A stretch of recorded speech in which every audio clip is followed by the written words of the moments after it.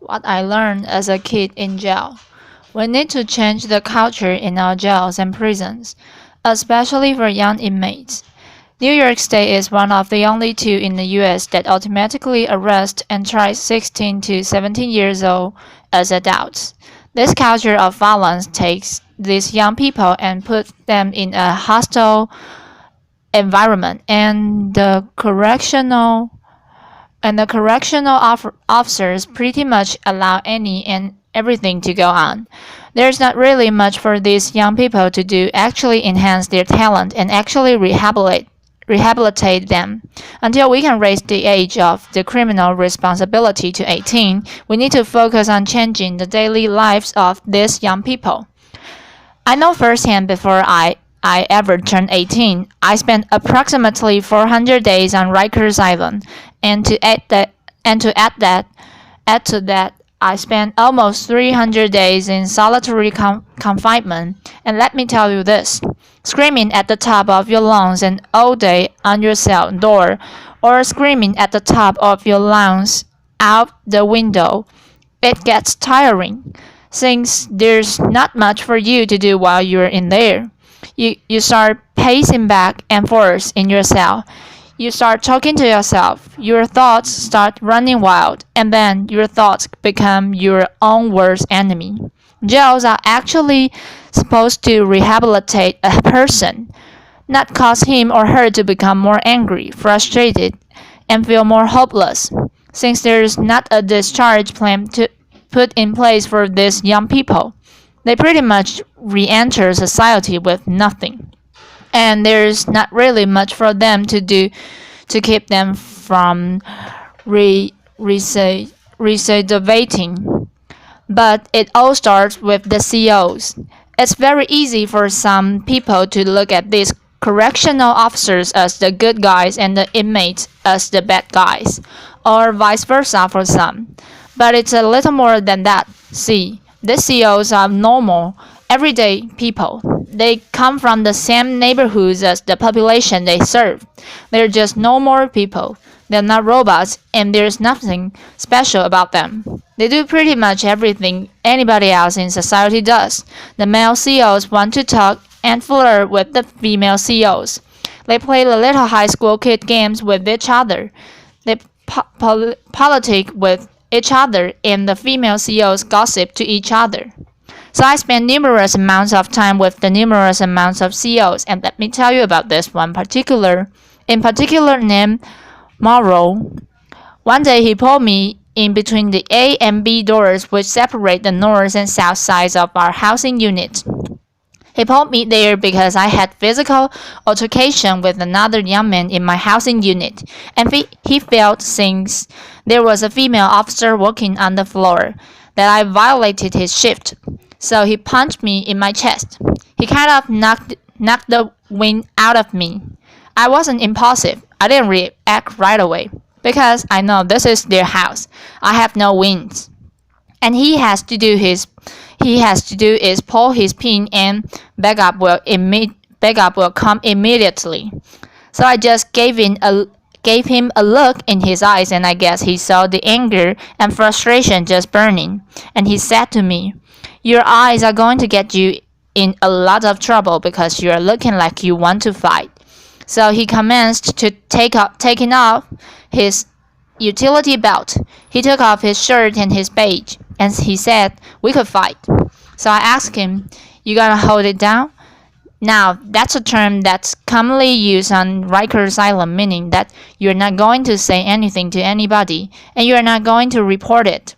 He said, "Yeah, I'm gonna hold it down. You're gonna hold it down?" I didn't even respond. I just punched him right in his face, and we began fighting right then and there. Towards the end of the fight, he slammed me up against the wall. So while we were tussle up, he said to me, "You good?" As if he got the best of me. But my mind, I know, I got the best of him, so I replied very cocky. "Oh, I'm good. You good?" He said. "Yeah, I'm good. I'm good." We let go. He shook my hand and said he gave me my respect, gave me a cigarette, and sent me on my way. Believe it or not, you come across some CEOs on Rikers Island that'll fight you one-on-one. They feel that they understand how it is, and they feel that I'm going to meet you where you are at. Since this is how you commonly handle your disputes, we can handle it in that manner. I walk away from it like a man, you walk away from it like a man, and that's it. Some CEOs feel that they're gelling with you. This is why they have that mentality and that attitude, and they go by the concept. In some instances, we're in it together with the CEOs. However, institutions need to give these correctional officers proper trainings on how to properly deal with the adolescent population. And they also need to give them proper trainings on how to deal with the mental health population as well. The CEOs plays a big factor in these young people's lives for X amount of time until a disposition is reached on their case. So why not try to mentor these young people while they're there? Why not try to give them some types of insight to make a change? So once they re-enter back into society, they're doing something positive. A second big thing to help our teens in jails is better programming. While I was on Rikers Island, the huge thing was solitary confinement. Solitary confinement was originally designed to break a person mentally, physically, and emotionally. That's what it was designed for. The U.S. Attorney General recently released a report stating that they're going to ban solitary confinement in New York State for teens. One thing that kept me sane while I was in solitary confinement was reading. I tried to educate myself as much as possible. I read any and everything I could get my hands on. And aside from that, I wrote music and short stories. Some programs that I feel would benefit our young people and art therapy programs for the kids that like to draw and have the talent. And what about the young individuals that are musically inclined? How about the music program for them that actually teaches them how to write and make music? Just a thought. When adolescents come to Rikers Island, C-74 RNDC is the building that they're housing. That's nicknamed Gladiator School, because you have a young individual coming in from the streets thinking that they're tough, being surrounded by a bunch of other young individuals from all of the five boroughs, and everybody feels that they are tough. So now you have a bunch of young gentlemen poking their chest out feeling that I have to prove I'm equally as tough as you, or I'm tougher than you, and you, and you. But let's be honest. The culture is very dangerous and demanding to our young people. We need to help institutions and these teens realize that they don't have to lead the previous lifestyle that they led when they were on the street, that they can actually make a change. It's sad to report that while I was in prison, I used to hear dudes talking about when they get released from prison, what type of crimes they are going to commit when they get back in the street. The conversations used to sound something like this. Oh, when I hit the street, my brother got this connection for this, that, and the third.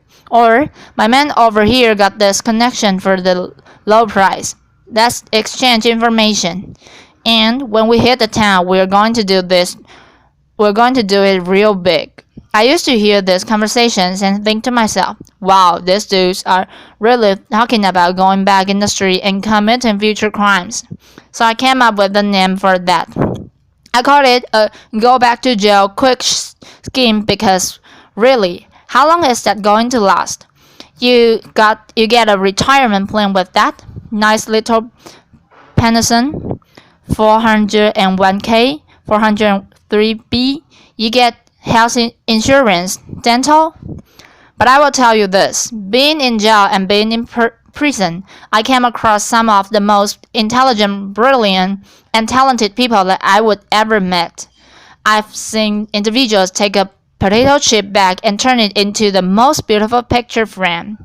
I've seen individuals take the state soap that's provided for free and turn them into the most beautiful sculptures that would make Michelangelo look like a kindergartner made it. At the age of 21, I was in a maximum security prison called Elmira Correctional Facility. I just came out of the waist shake from working out, and I saw an older gentleman that I knew standing in the middle of the yard just looking up at the sky. Mind you, this older gentleman was serving a 33 and a third to life sentence in which he already has served 20 years. So I woke up to him and I said, "Oh God, what's going on, man? You good?" He looked at me and he said, "Yeah, I'm good, young blood." I'm like, "So what are you looking up at the sky for, man? What's so fascinating up there?" He said, "You look up and you tell me what you see. Clouds." He said, "Alright, what else do you see?" At the time, it was a plane passing by. I said, "Alright, I see an airplane." He said, "Exactly, and what's on the airplane?" "People." "Exactly. Now, where's that plane and those people going?" "I don't know, you know." "Please let me know if you do. Then let me get some lottery numbers." He said, "You're missing the big picture, Youngblood. That plane with those people is going somewhere while we're here stuck. The big picture is this. That plane with those people going somewhere, that's life passing us by while we behind these walls, stuck." Ever since that day, that sparked something in my mind and made me know I had to make a change. Growing up, I was always a good, smart kid. Some people would say I was a little too smart for my own good. I had dreams of becoming an architect or an archaeologist.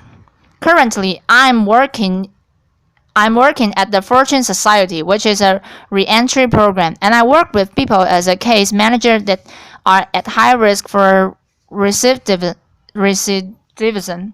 So I connect them with the service that they need once they're released from jail and prison so they can make a positive transition back into society.